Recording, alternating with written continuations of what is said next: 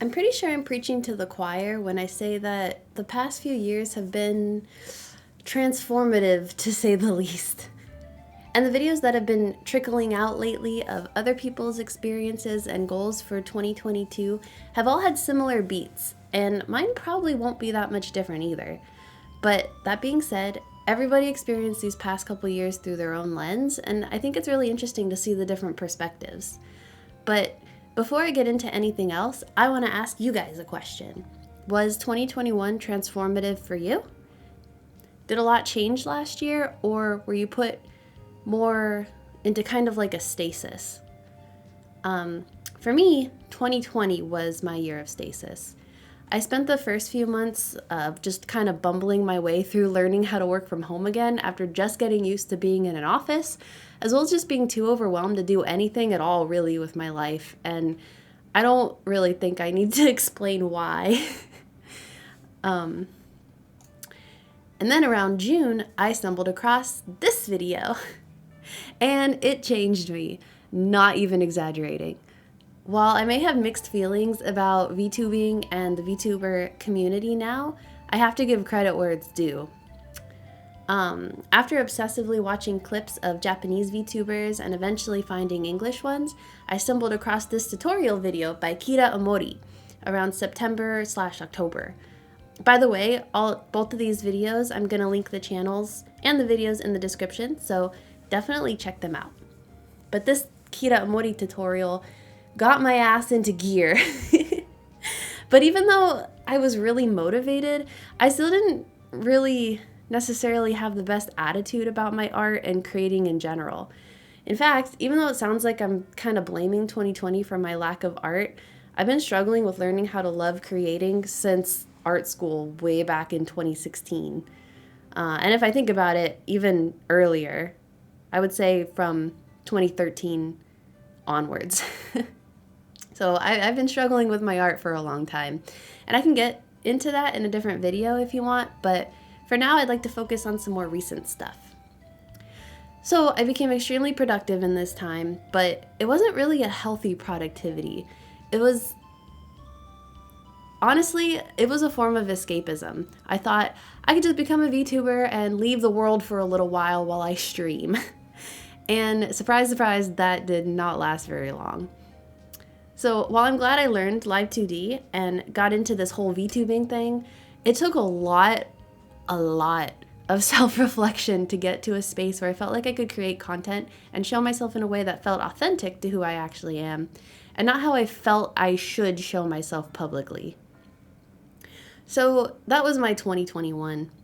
It was kind of like an ocean with high tides of tons and tons of productivity and then low tides where I had to stop for a while and think to myself, why am I even doing this?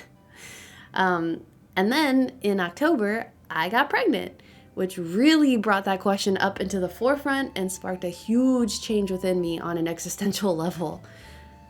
So let's talk goals, finally. Last year, I didn't have any tangible goals. I really just wanted to get to a place of acceptance where I could just create and be happy with what I create and where my life went, and just kind of be adaptable, especially after that huge tower fall that was 2020. And to be honest, I'm still trying to get there, but I'm going to give myself credit here and say that I've come a long way. Creating art these days makes me really excited, and when I'm not excited to create art, I just don't do it. And I also don't punish myself emotionally for not doing it, which is definitely something that I would have done in the past, and I have done a lot. But with that being said, I don't really have any set goals, like create X amount of artworks or get to X number of followers, because that really shouldn't matter to me. I'm not saying it shouldn't matter to you. Your goals are your goals, but personally, just thinking in those sort of terms is not beneficial to me. All it does is set myself up for failure, because if you guys have watched any of my streams, you definitely know that I'm the type of person who I'm kind of a go-getter, and I tend to basically I set goals that I don't necessarily know if I can actually achieve them. So I'm kind of just setting myself up to be disappointed in myself, and that's not something that I want to do this year. So this year, I want to make my goals a little more abstract. Things that I think will make me happy and enrich my life in a way that I'm ready for after spending so much of my recent life just reflecting and not just kind of reflecting rather than acting. So after all that, let's talk about my goals for 2022. In terms of art, I'd like to continue playing around with color, using it in a way that you wouldn't really see in like a photograph of something, but still makes sense and is nice to look at. Like using a lot of purples, but not only purples, because I used a lot of purple last year, and I'd like to experiment with some other colors, but using pinks and purples and blues and greens in areas where maybe you would just see brown or something like that. Using colors in that way is something that I've been working on for a while now, and I can definitely see improvement over the past couple years, so I just want to keep that up. I also want to paint more subjects. Last year, I focused a lot on me. Obviously, I did a lot of rigging, and most of my illustrative work was centered around Seren and kind of, I guess, branding, sort of, if you can call it that. So, and I didn't do too much in terms of landscapes or animals, and those are subjects that I also really, really love, and also just like nature-y stuff in general, so I definitely want to paint more stuff like that. But in terms of human characters, I want to draw more fan art. Sometimes I just think it's nice to not have to think about what to draw and just like draw an existing character you love. So yeah, definitely more fan art. And lastly, I've been really obsessed with gouache lately, and I would love to make it a regular part of my artistic process. This painting, actually, I made with a super awesome set of acrylic gouache that I got from my husband for Christmas.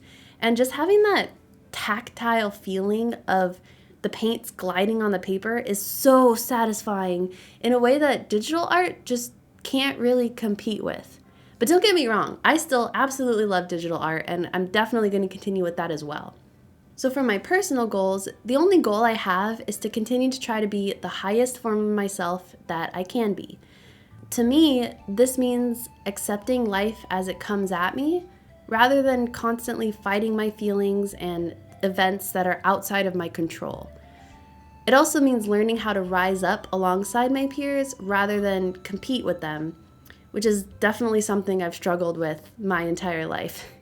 That's not to say that I don't want my peers to succeed, because that's absolutely not true. I want each and every one of you to succeed. But I want to learn better how to not compare myself. And part of that is not comparing numbers, not comparing how my art looks, just not comparing, and only comparing myself with my past self. Because I